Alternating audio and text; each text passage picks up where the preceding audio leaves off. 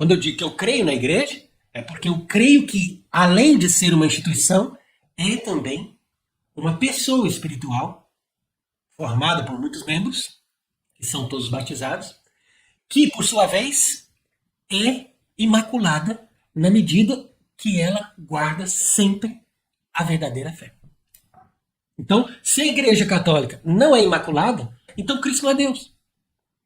Então, é necessário, para que ele se manifeste ao mundo como verdadeiro Deus, que ele nasça de uma mãe imaculada, desde a conceição.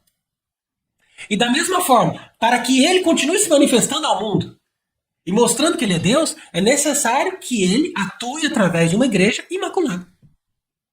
E ela é imaculada quando? Quando o Papa, que é representante da igreja sozinho, a única pessoa que fala em nome da igreja sozinho, ensina sempre a verdade.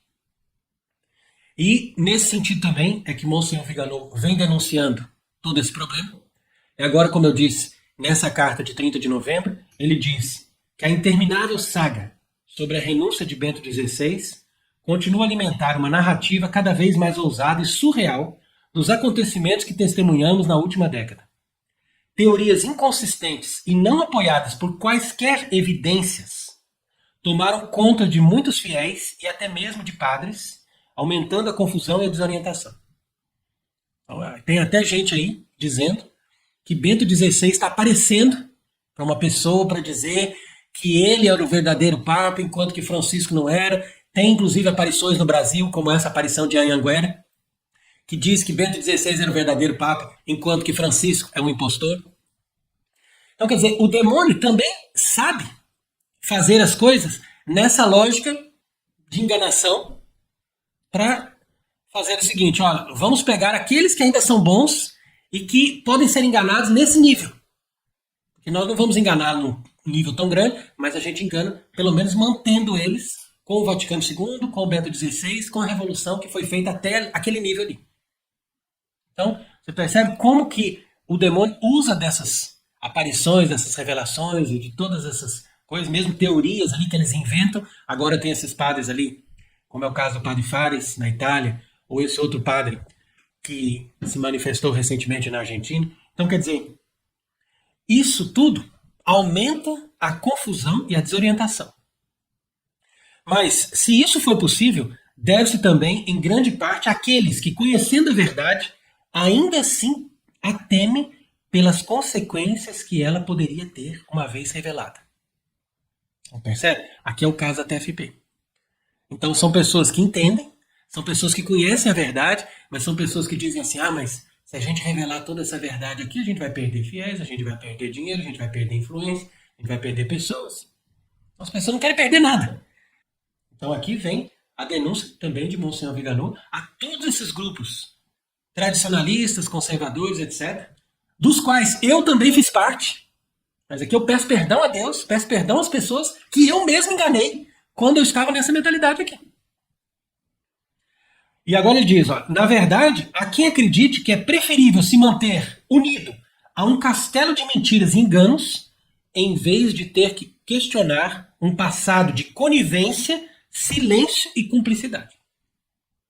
Então é isso mesmo que eu estou aqui me acusando, antes de acusar os membros da TFP, dos arautos ou dos lefebristas e todos esses galicanos que estão no Brasil de maneira geral, esses grupos conservadores, etc., eu acuso a mim mesmo.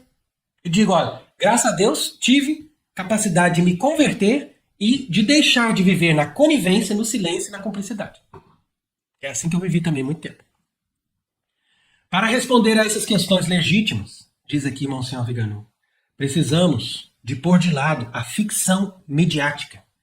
Devemos, antes de tudo, compreender que a visão antitética de um Ratzinger, um santo súbito, como alguém poderia dizer, quer dizer, agora vamos canonizar o Ratzinger, como ele canonizou praticamente no dia seguinte da morte, João Paulo II.